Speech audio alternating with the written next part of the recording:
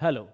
आप सभी का स्वागत है दोस्तों एक बार फिर से समग्र सीरीज में। मैं जगदीश चंद्र जांगड़ आप सभी का एक बार फिर से स्वागत करता हूं। आज हम ह्यूमन ज्योग्राफी के नेक्स्ट चैप्टर पे बात करने वाले। चैप्टर नंबर 5 आपका रहने वाला है द्वितीयक क्रियाएं, सेकेंडरी एक्टिविटीज। इस टेलीग्राम हैंडल से सारी जानकारी आप प्राप्त कर पाएंगे दोस्तों। ये बुक हमारी चल रही है मानव भूगोल के मूल सिद्धांत, लेसन नंबर 5 द्वितीय क्रियाएं, बहुत ही अच्छे से कवर करने वाले हैं। यह रूपरेखा रहने वाली है लेसन की, जिसको हमने 4 छोटे छोटे भागों में विभाजित किया है। आइए इस लेसन को शुरू करते हैं। देखिए लास्ट क्लास में हमने मानव भूगोल के अंतर्गत बेसिकली आपको 4 क्रियाएं बताई थी, राइट? कि सर 4 गतिविधि आती है। प्राथमिक क्रियाएं, प्राइमरी एक्टिविटीज, जिसको हमने कहा था कि सर नेचर से जो भी चीज हमको मिल रही है उसमें अगर हम संलिप्त है, वो सारी चीजें, चाहे कृषि हो चाहे खनन हो, वो क्या है आपका, चाहे मत्स्यन हो, यह सारी प्राथमिक क्रियाएं हैं, प्राइमरी एक्टिविटीज है। आज बेसिकली हम सीखने वाले हैं द्वितीयक क्रियाओं के बारे में। तत्पश्चात तृतीयक और चतुर्थक क्रियाएं भी हमारे संदर्भ में आगे आगे पाठ्यक्रम में हम पढ़ते रहेंगे। आइए आज की क्लास को यहां से शुरू करते हैं। देखिए क्या है आपके पास में द्वितीयक क्रियाएं। द्वितीयक क्रियाओं में आप क्या कर रहे हैं, कच्चा माल कहीं से भी उठा रहे हैं और उसे फाइनल एक नए उत्पाद में क्रिएट कर रहे हैं और उसका मूल्य वृद्धि करते हैं, उसका वैल्यू एडिशन करते हैं। आपने बाग से उठाया आम, अपनी फैक्ट्री में ला करके आम पापड़ बना दिया। आपने खेत से उठाए टमाटर, फैक्ट्री में लाके फूड प्रोसेसिंग, खाद्य प्रसंस्करण करके बना दिया उसका आपने टोमेटो जूस या टोमेटो सूप या टोमेटो प्यूरी, राइट? तो यहां से बेसिकली आप समझ पा रहे हैं कि आप कच्चा माल उठा रहे हैं और उसे उद्योगों के माध्यम से, इंडस्ट्रीज, मैन्युफैक्चरिंग फैक्ट्रीज के माध्यम से क्या कर रहे हैं, एक मूल्यवान उत्पाद में तब्दील कर रहे हैं। तो जहां भी मैं उत्पादन की बात करने वाला हूं, जहां भी मैं विनिर्माण मैन्युफैक्चरिंग की बात करने वाला हूं, वो सारी क्या है, सेकेंडरी एक्टिविटीज आने वाली हैं। तो द्वितीय गतिविधियों में 3 चीजें हैं, विनिर्माण, मैन्युफैक्चरिंग जिसको कहते हैं, प्रसंस्करण, प्रोसेसिंग, फूड प्रोसेसिंग जैसे हैं इसके अंतर्गत, और निर्माण, इंफ्रास्ट्रक्चर, रोडवेज, रेलवेज, इंफ्रास्ट्रक्चर, ये सारा उसी के अंतर्गत आने वाला है। तो जहां भी हम कोई चीज का निर्माण कर रहे हैं वह क्या है, द्वितीयक क्रियाएं, वो सेकेंडरी एक्टिविटीज रहने वाली है मित्रों। और यहां पे आपको याद रखना है कि ये चीज इतनी पारंपरिक भी हो सकती है और उन्नत भी हो सकती है। पारंपरिक, लोहे से बेसिकली पिघला करके मैंने अलग अलग अलग अलग जो है मेरे औजार बना लिए, उत्पादन कर रहा हूं, राइट? कच्चा माल लाया लोहे का, यस, उसे शुद्ध करके बेसिकली जो है गर्म करके ढाल के हथौड़े से बेसिकली शेप दे करके मैंने नए औजार बना लिए। मैंने लकड़ी बेसिकली मार्केट से लेकर आया, जंगल से लेकर आया और उसे बेसिकली औजार के माध्यम से खिलौने बना दिए, राइट? और यही नहीं, इससे भी ज्यादा उन्नत जो प्रौद्योगिकी, जैसे अभी आज की तारीख की बात कर लो, ऑटोमेशन की, कंप्यूटर्स की, आप अलग अलग जो है हार्डवेयर को, सॉफ्टवेयर को जोड़ करके कंप्यूटर बना रहे हो, क्या है ये भी अपने आप में एक तरह का कंप्यूटर से रिलेटेड भी आप घटकों को असेंबल करते हैं, ये भी एक तरह की मैन्युफैक्चरिंग है, ये भी विनिर्माण ही है। अच्छा यही नहीं, आप और भी एडवांस लेवल पे जाओ, जैसे स्पेस की बात कर ले आप, जैसे स्पेस क्राफ्ट की बात करें, अंतरिक्ष यान की बात करें, तो वह सारे की सारी चीजें ही बेसिकली क्या है, आपके विनिर्माण की प्रकृति के अंतर्गत आती है, अतएव यह द्वितीयक क्रियाओं के अंतर्गत है। इसमें हमें शक्ति लगेगी, गोज विदाउट सेइंग, अच्छा खासा एनर्जी लगेगा। दूसरा, बड़े पैमाने पे काम होगा। अब 2, 5, 7, 10 चीजें नहीं, मैं हजारों और लाखों चीजों का उत्पादन करने वाला हूं और इसे करने के लिए मुझे फैक्ट्री सेटिंग्स के अंतर्गत विशेष श्रम की आवश्यकता होगी। मेरे को लेबर चाहिए होगा जो जो खिलौने बना रहा हूं तो खिलौने बनाने आता हो, है ना? लोहे के औजार बना रहा हूं तो लोहे को सांचे में ढालना और उसे शेप देना आता हो। कंप्यूटर बना रहा हूं तो कंप्यूटर की जानकारी रखने वाला आता हो। स्पेस क्राफ्ट बना रहा हूं तो स्पेस क्राफ्ट की जानकारी रखने वाला एरोनॉटिकल इंजीनियर चाहिए होगा। फिर आपको समझ रहे हो? तो सर आपको स्पेशलाइज्ड लेबर चाहिए होगा, नॉर्मल लेबर यह काम नहीं कर पाएगा। कहां पे होती है सर विनिर्माण की प्रक्रिया? सर जो विनिर्माण है, द्वितीयक क्रियाएं हैं, यह उन्नत देशों में होती है क्या, फर्स्ट वर्ल्ड कंट्रीज में होती है क्या? नहीं। तो सेकंड वर्ल्ड कंट्रीज में होती है क्या? ज्यादातर तो नहीं। तो सर यहां पे आज की तारीख में जब हम विनिर्माण की बात करते हैं तो मैन्युफैक्चरिंग जो है वो तृतीय विश्व देशों में होता है। क्या है तृतीय विश्व देश दोस्तों? जो आपके अमेरिका और यूरोप, जो आपके पास में कैपिटलिस्टिक पूंजीवादी देश, इन्हें फर्स्ट वर्ल्ड कंट्रीज कहा जाता है। ठीक है, क्या कहा जाता है? फर्स्ट वर्ल्ड कंट्रीज कहा जाता है। बाकी उसके विरोध में थे आपके पास में कम्युनिस्ट देश जैसे रूस, चीन, ठीक है ना, इन्हें सेकंड वर्ल्ड कंट्रीज कहा जाता है। और जो ना ही पूंजीपति वर्ग के साथ ना ही कम्युनिस्ट वर्ग के साथ में था, बाकी का जो ये आपको हरे कलर में दिख रहा है, ये सारी थर्ड वर्ल्ड कंट्री है। इंडिया है, बांग्लादेश है, साउथ ईस्ट एशिया है, आसियान है, ये क्या है सारे? ये सारे के सारे ही आपके थर्ड वर्ल्ड कंट्रीज है। अफ्रीका है, साउथ अमेरिका है, थर्ड वर्ल्ड कंट्रीज। तो यहां पे कह रहा है कि तृतीय विश्व में, थर्ड वर्ल्ड में बेसिकली सबसे ज्यादा विनिर्माण होता है आपके पास में, क्योंकि इसमें कम जटिल उत्पादन होता है। मतलब इसमें इतनी ज्यादा तकनीक की आवश्यकता नहीं है। क्या नहीं आवश्यकता आपके पास में? इसमें ज्यादा सोफिस्टिकेटेड नॉलेज की आवश्यकता नहीं है। बस कच्चा माल लिया और उसको उसको फैक्ट्री से, उद्योगों के माध्यम से उसका मूल्य संवर्धन करके, वैल्यू एडिशन करके एक मूल्यवान उत्पाद बना दिया आपने। सो मित्रों, यहाँ पे उत्पादन जो है वह कौशल के ऊपर डिपेंड करने वाला काफी सारी चीजों में, चाहे शिल्प हो आपके पास में, ऑर्डर टू ऑर्डर उत्पादन करना हो, एटसेट्रा। तो आजकल मशीनों का और स्वचालन का भी एक बड़ा सा रोल है आपके पास में, है ना। जितना आपको काम करना हो, जैसे जैसे तकनीक बढ़ेगी वैसे वैसे आपकी मशीनों का यूज होने लगेगा आपके पास में। पहले देखने की कोशिश करें, कील मारनी होती थी, हथौड़े से मारते थे। अब कील मारने के लिए मशीन आती, सीधा एक बटन दबाओ, कील भले कितनी भी हो, सेकंड में। स्क्रू पहले बेसिकली कसना पड़ता था, है ना। अब क्या है आपके पास में? एक मशीन आती है ड्रिल, जो बेसिकली क्लॉकवाइज एंटी क्लॉकवाइज दोनों दिशा में घूम सकती है। क्लॉकवाइज घूमेगी तो स्क्रू अंदर जाएगा, एंटी क्लॉकवाइज घूमेगी तो स्क्रू बाहर आएगा। सारी चीजें ऑटोमेट हो चुकी है, हाँ या ना। प्लास्टर करने के लिए पहले हाथ से कर रहा था बेचारा आदमी, और अब एक मशीन आ रही है पूरे के पूरे घर का प्लास्टर करके चली गई एक दिन के अंतर्गत। सो आप ये चीज समझ पा रहे हैं कि सर मैन्युफैक्चरिंग जो है वो कैसे मशीनीकरण के कारण, सारी की सारी चीजें मानव हस्तक्षेप के कारण, एक उन्नत तकनीक के कारण बेहतर हो चुकी है, ठीक है ना। अब प्रौद्योगिकी में नवाचार जरूरी है। अगर आप ज्यादा से ज्यादा प्रौद्योगिकी में, तकनीकी में सुधार लेके आएंगे, जैसे आप आदिम मानव से लेकर के जैसे जैसे इवॉल्व हुए हैं, तकनीक भी तो आपकी अलग अलग हुई है। पाषाण काल में अलग था आपके पास में, ठीक है ना। अभी बेसिकली आप अलग तकनीक का यूज कर रहे हैं, है ना। आप ज्यादा अच्छे से बेसिकली वेस्ट को कम करेंगे, है ना, अच्छे एफिशिएंट वे में काम करेंगे और प्रदूषण को नियंत्रित करते हुए ये कार्य करेंगे। तो आप जैसे जैसे आगे बढ़ेंगे और परिष्कृत और बेहतर वे में आप विनिर्माण कर पाएंगे। और यहां पे देखें, संगठनात्मक संरचना बड़े उद्योगों के अंतर्गत हम देखें आपके पास में, तो सर बहुत ही बड़ी बड़ी मशीनें लगेगी आपके पास में, है ना। कम प्रयास में होगा, लागत यहां पे देखने को मिलेगी आपके पास में। पूंजी जो है आपके पास में, अगर मशीनें ज्यादा महंगी ऑटोमेशन वाली, तो पैसा ज्यादा लगेगा। संगठन बड़ा चाहिए होगा। अब अंबानी है, अडानी है, रिलायंस है आपके पास में, महिंद्रा है ना, ये लाखों करोड़ों चीजों का बेसिकली हर रोज निर्माण कर रहे हैं। तो अब बड़ा संगठन चाहिए ना इनको, उनकी वर्कफोर्स है हजारों लाखों की। तो यहाँ पे नौकरशाही भी चाहिए होगा, काम को मैनेज करते, ब्यूरोक्रेसी भी बेसिकली जो है, एग्जीक्यूटिव जो ऑफिसर्स हो उनके, वो भी बेसिकली इसके साथ में चाहेंगे सही निर्णय ले। क्योंकि हर जगह पे रतन टाटा थोड़ी पहुंच रहे, राइट, हर जगह पे मुकेश अंबानी थोड़ी पहुंच रहे। सो आपको ये चीज भी जानकारी लेनी होगी कि जैसे जैसे मेरे उद्योग के पैमाने बड़े होंगे, मेरे को इन बिंदुओं पे ध्यान देना होगा। अब याद रखना, भारत में कुछ ही केंद्र होंगे जहां पे ये विनिर्माण या द्वितीय क्रियाएं अच्छे तरीके से पनप पाएगी। जैसे मैं कहूं, गुड़गांव मेरठ, अहमदाबाद बड़ोदरा, पुणे मुंबई, बेंगलोर तमिलनाडु, कोल्लम वाला है, विशाखापट्टनम छोटा नागपुर या हुगली बेल्ट है।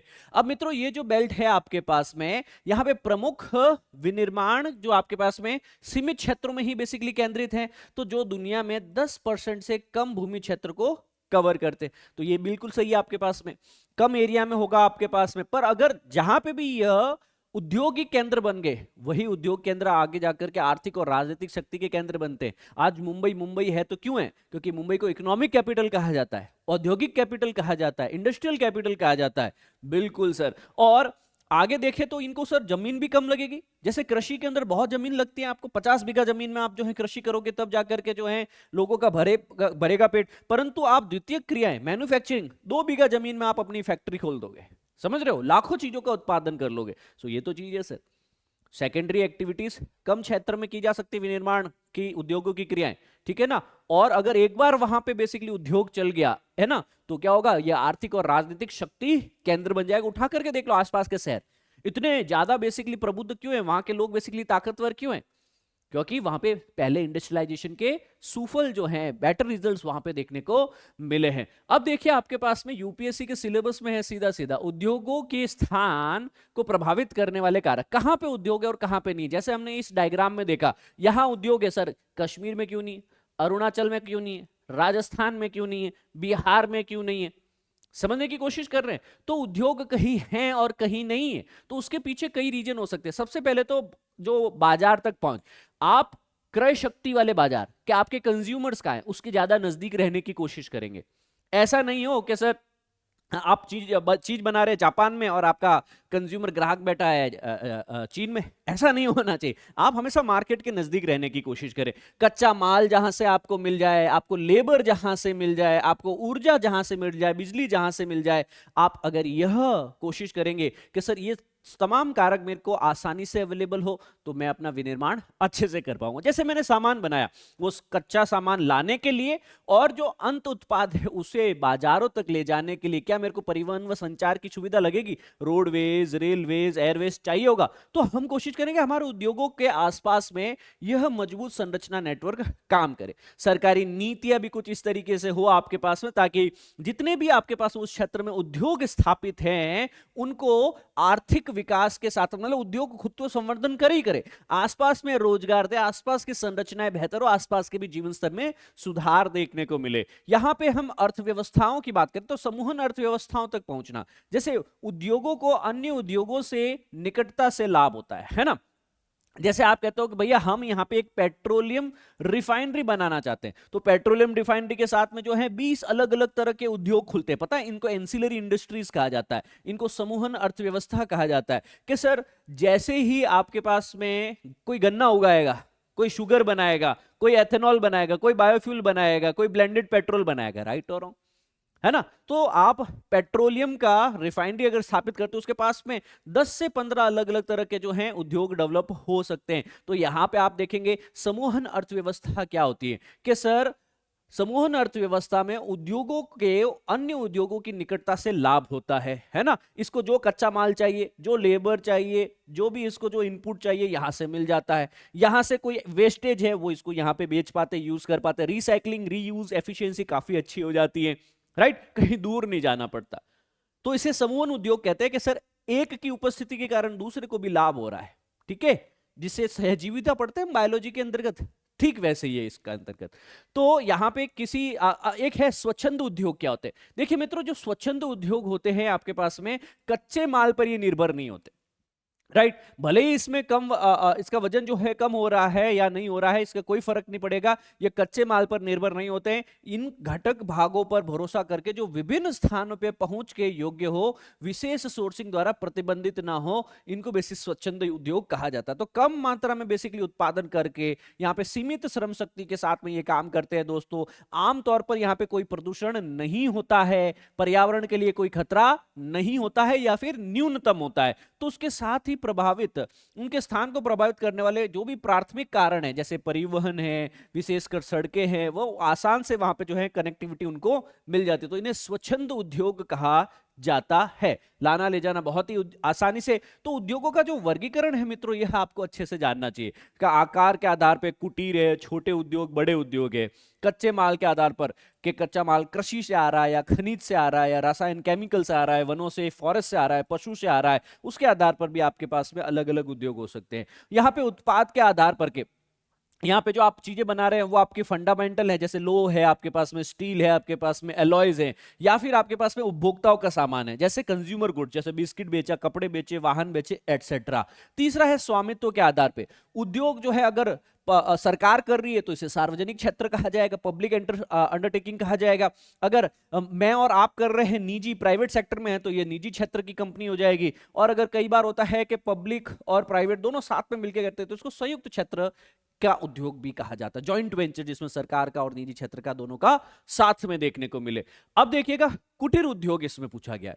एक कुटीर उद्योग के बारे में हमेशा याद रखना है कि सर रोजमर्रा के लिए तैयार किए जाने वाले उत्पाद इसमें बनते हैं, मतलब आप हर रोज इसको यूज करते हो, जैसे खाने की चीजें, अचार है, पापड़ है, एटसेट्रा। कपड़े हैं आपके पास में, बुनाई है, सिलाई है, एटसेट्रा, है ना। मेट है, कंटेनर से आपके पास में, फर्नीचर से, चमड़े के जूते हैं, स्थानीय मिट्टी से बने बर्तन हैं, है ना। सुनारों द्वारा सोना चांदी के आभूषण है, स्थानीय रूप से जो प्राप्त बांस की लकड़ी से बना हुआ शिल्प है। ये सारे क्या है, ये कुटीर उद्योग है।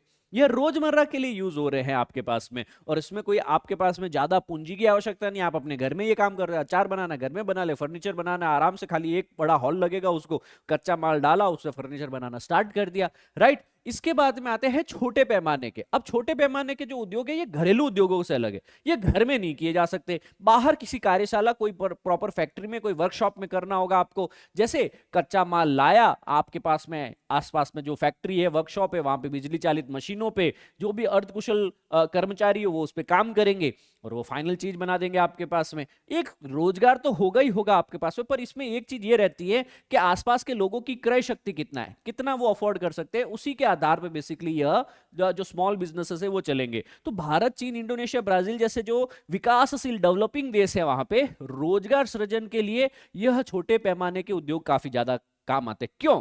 क्योंकि सर इसमें जो काम करने वाले मित्र हैं वह या तो अर्धकुशल है या फिर बिजली चालित मशीनों को यूज करते हैं। बिजली से चल रहा है कटर, है ना, बस उसको ऑपरेट करना है ना, पत्थर डाला उसको शेप दिया, लकड़ी डाली उसको शेप दिया, दैट्स इट। समझने की कोशिश कर रहे हैं आप?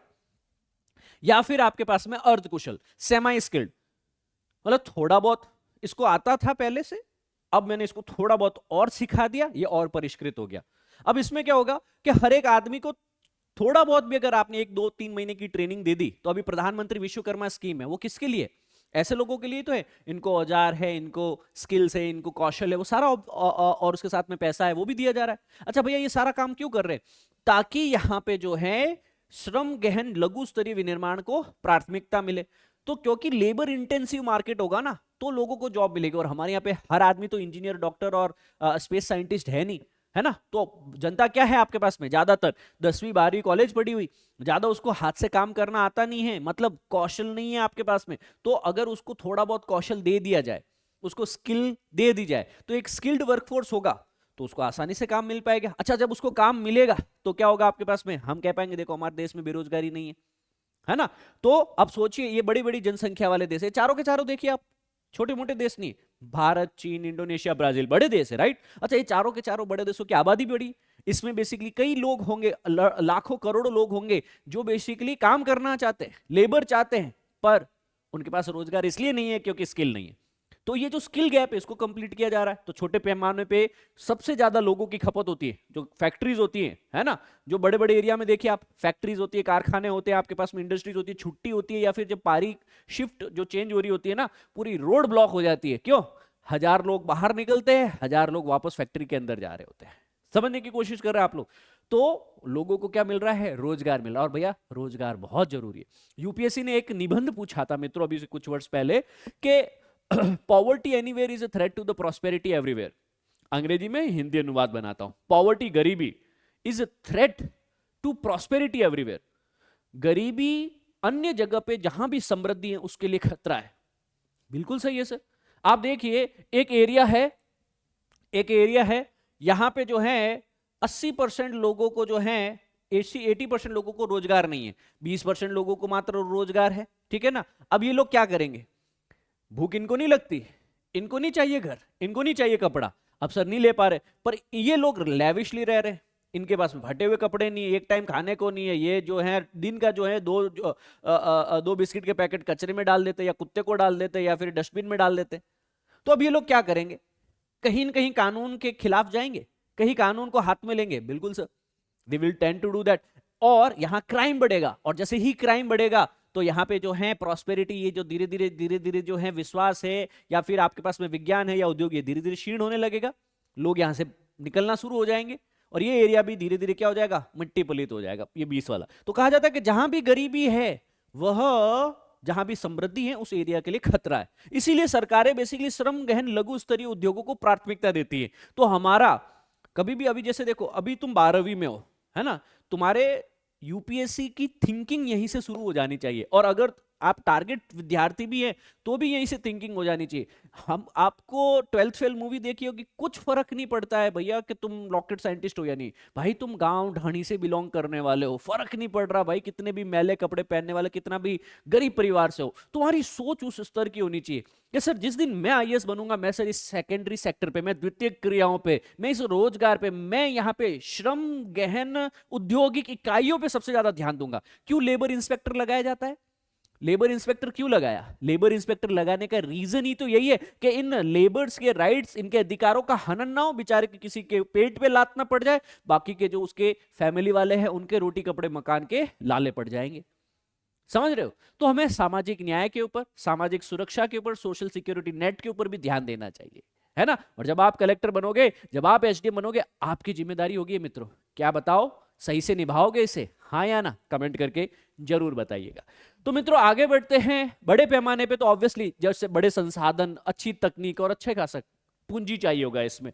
तो पिछले 200 वर्षों में आप पश्चिमी पूंजीवादी देश जैसे देखो, हमारा औद्योगिक सॉरी हमारा औपनिवेशिक ताकत कौन था? यूके।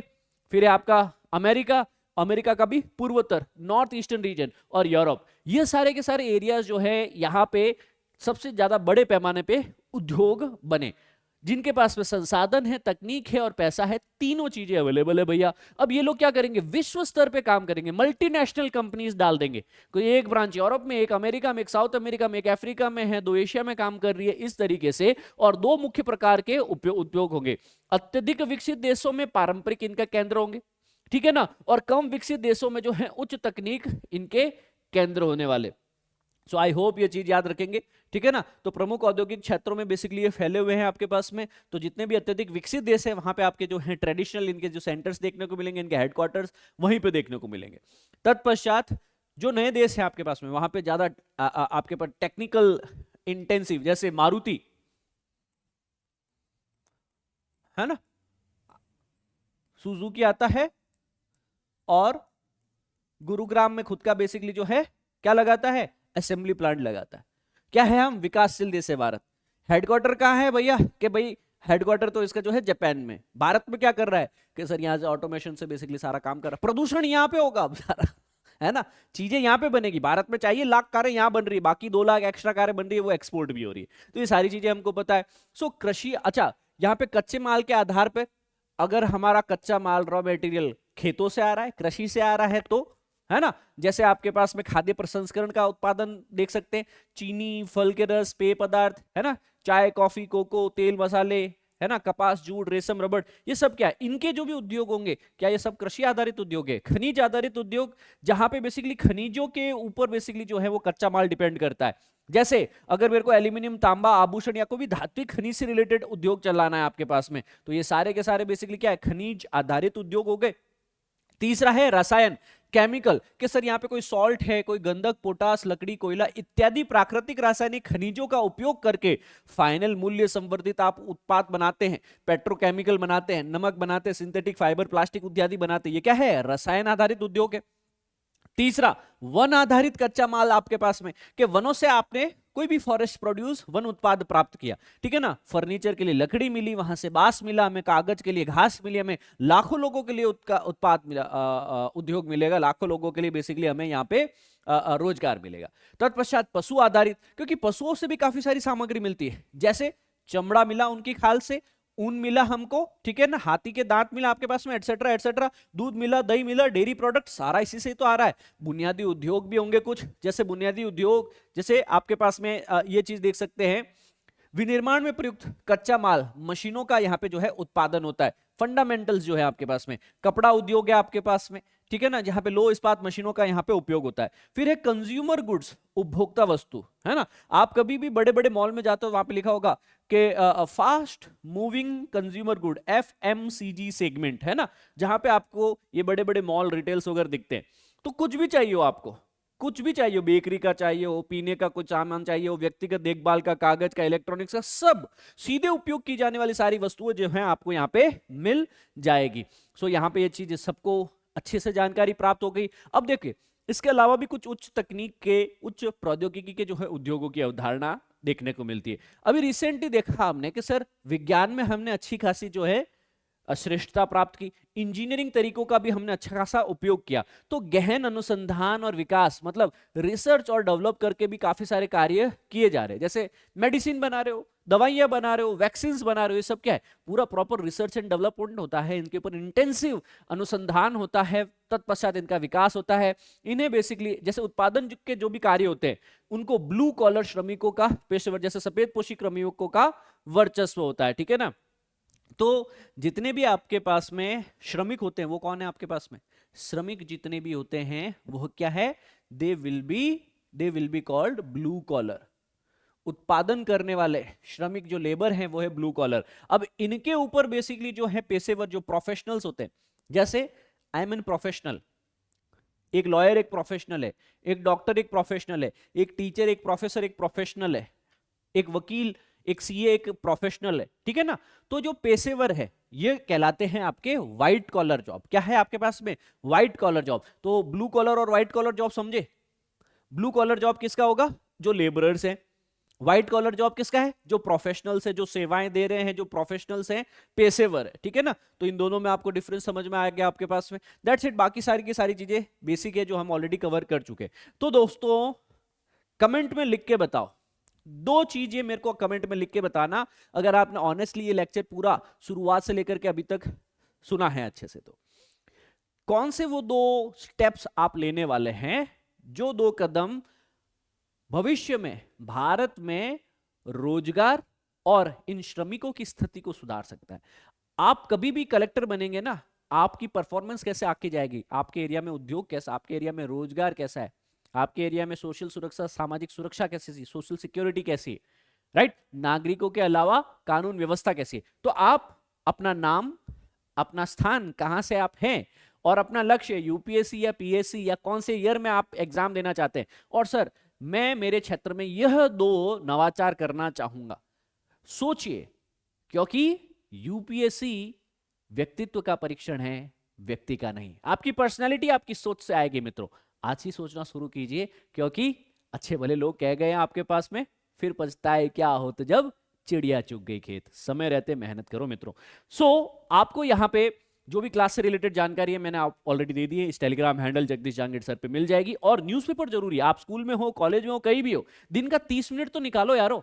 अब जैसे देखो, है ना, कल सुबह 8 बजे 8 AM, है ना, मैं इसी YouTube के ऊपर, हिंदी माध्यम, इसी YouTube चैनल के ऊपर लाइव आऊंगा और आपको दुनिया की पहली ब्रेन चिप के बारे में बताऊंगा कि कैसे कई लोग जो ब्रेन डेड है, जिनकी आंखें काम नहीं कर रही, जिनका हार्ट काम नहीं कर रहा, लीवर काम नहीं कर रहा, कुछ चिप और एआई के माध्यम से, ब्रेन चिप्स के माध्यम से they are able to see also. तो न्यूरालिंक नाम की कंपनी है, वो क्या कर रही है, वो बेसिकली दुनिया में पहला ह्यूमनॉइड बेसिकली बनाने के लिए तैयार हो चुकी है। सो वी विल अंडरस्टैंड क्या क्या पहलू है, और हर रोज बहुत रोचक जानकारी होती है। आपके पास में सूर्य से 400 गुना बड़ा ब्लैक होल और चंद्रशेखर लिमिट क्या है। जैसे हमारा सौरमंडल है, सौरमंडल का तारा सूर्य, ऐसा अनंत बेसिकली जो है तारे कैसे बनते हैं, तारे की लाइफ साइकिल कैसी, आपकी लाइफ साइकिल याद है, इतने से छोटे से थे और आज इतने बड़े से हो गए हो, है ना। और अंत में जो है 50 60 80 साल बाद में बेसिकली आपका जीवन का एक निश्चित अंत आएगा। इन तारों का अंत कैसे होता है, जानकारी है नहीं है, पूछा जाता है, आपको होनी चाहिए, है ना। अभी जैसे बजट, आज 1 फरवरी है जब मैं ये वीडियो रिकॉर्ड कर रहा हूं, आज सुबह 11 बजे, है ना, अभी मैं 11:15 बजे जब ये लेक्चर रिकॉर्ड कर रहा हूं आप लोगों के लिए दोस्तों, तब भारत की पार्लियामेंट में जो है वित्त मंत्री महोदया बजट पेश कर रही होंगी। अंतरिम बजट कहा जाता है। तो सर फुल बजट क्या होता है, अंतरिम बजट क्या होता है, इकोनॉमिक सर्वे क्या होता है, इसकी बेसिक चीजें हमें हिंदी में अगर कोई सहज भाषा में समझा दे, भाई हम वही तो कर रहे हैं, why don't you join us. तो प्लीज मुझे जरूर ज्वाइन कीजिए बजट सेशन के ऊपर दोस्तों। और यहाँ पे हर रोज सुबह 8 बजे हम लोग मिलते हैं। कितने बजे मिलते हैं? 8 बजे इसी यूट्यूब चैनल पे लाइव। तो कंसिस्टेंट रहें, सतत रहें, जो सतत हैं वही सफल है। एंड आई होप इस सेशन के माध्यम से मैंने आप तमाम विद्यार्थियों के अंदर एक क्यूरियसनेस को, है ना, एक जिज्ञासा को कहीं न कहीं जो है स्थापित किया है। और ये जिज्ञासा जो, ये चिंगारी है, ये ऐसे ही बेसिकली आगे जा करके आपके व्यक्तित्व के अंदर और निखार लेके आए। यह मेरी शुभकामनाएं आपके लिए। अगर आपको ये लेसन अच्छा लगा हो, लाइक कीजिए, शेयर कीजिए, कमेंट करके बताइए फीडबैक क्या है आपका। थैंक यू, जय हिंद एंड सर्वदा शक्तिशाली। God bless you all.